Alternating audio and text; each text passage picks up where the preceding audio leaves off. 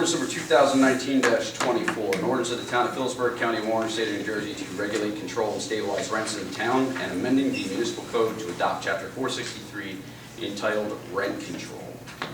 Is there a motion? So moved. Is there a second? Second. Councilman Clark. So, I have not changed my mind on this. And I speak from the perspective of someone who lives in a rental property and someone who has studied economics in his graduate studies. My worry with this, is rent control bad? No. But do I see it combating what we're looking to combat, which is quality of life? No, I do not. My fear are the economic ramifications of this ordinance. Phillipsburg is currently economically depressed. We're trying to spark business, we're trying to spark investment. And I've spoken to many landlords, and I've spoken to many tenants who have concerns and fears. We don't want to chase out good investors. And this is my concern. I've spoken with residents or tenants who ask me the same question. My landlord, who I've never had a problem with for all these years, decides to leave because of this ordinance. What do I do? Where do I go? October 1st, a councilman said that that's no problem. He wants to see younger people buying houses, just like they did in Lambertville in the 1980s. And I agree, home ownership is the American dream. Unfortunately, people my age have so much student loan debt that we cannot afford a house. What I pay on my student loans a month is equal to that of a mortgage itself. So the idea of me taking on a mortgage on top of that is ridiculous. I hope to one day own a house here in Phillipsburg, but right now that's just not in my financial grasp. So with those two realities, what's left? If you're a renter and you have no renting opportunities and you can't afford a home, what's the logical explanation at that? You're pushed out of Phillipsburg. I will not allow that to happen. An entire community pushed out, displaced, relocated.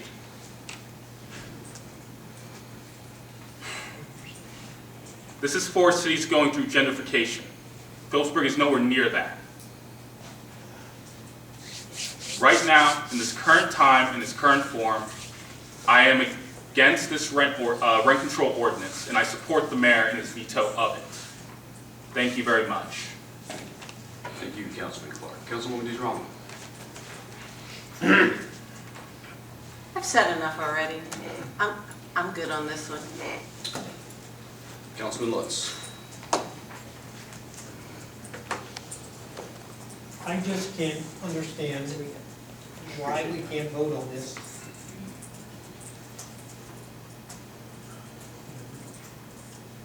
I just can't understand why we can't vote on this and amend to it.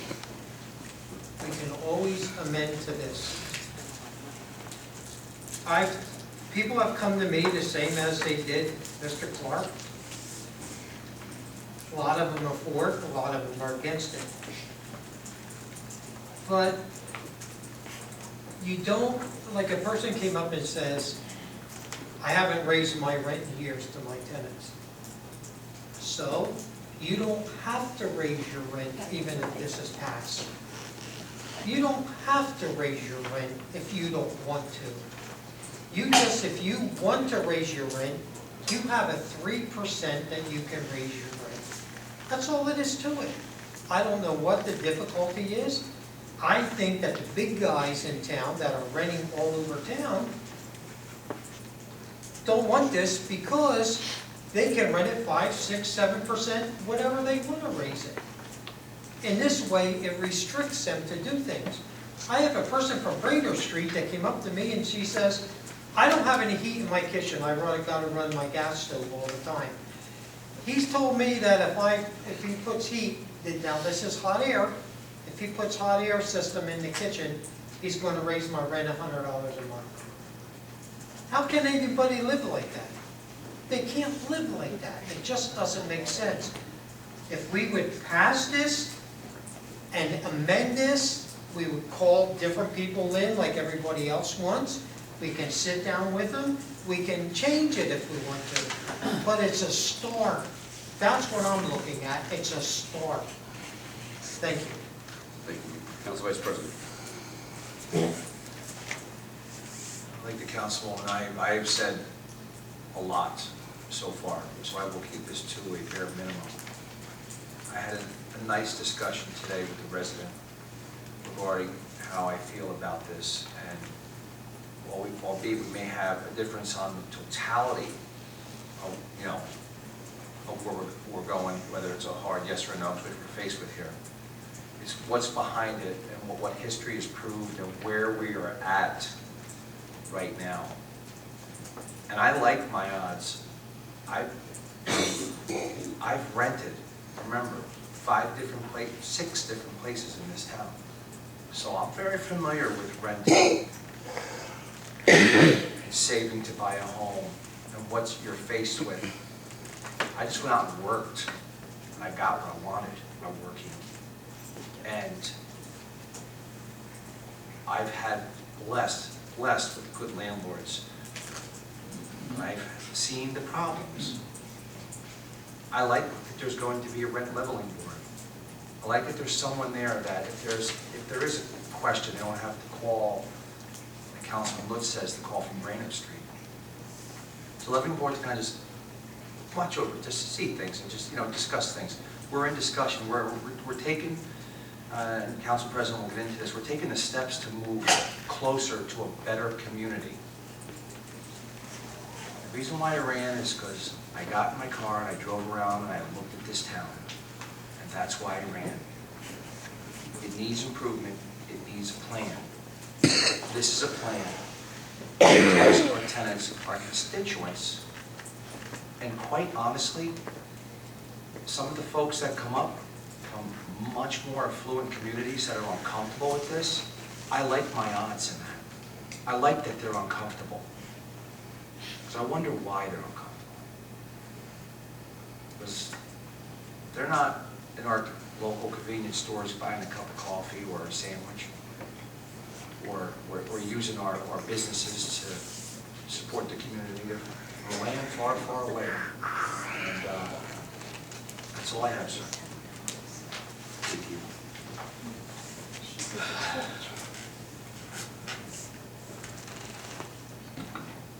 So, we finally have reached a crossroads per se regarding this issue here in the town of Phillipsburg. We're at a point where we need to man up and make a decision. One that's in the best interest for the town of Phillipsburg and for the people. Now, I can appreciate what everyone here has said tonight on this panel, but the truth is that Phillipsburg is dying.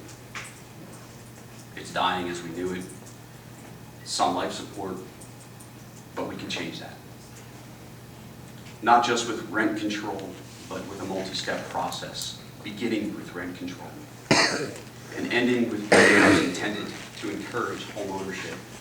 Everyone knows that I'm extremely passionate about this subject, and I've made that no secret along the way.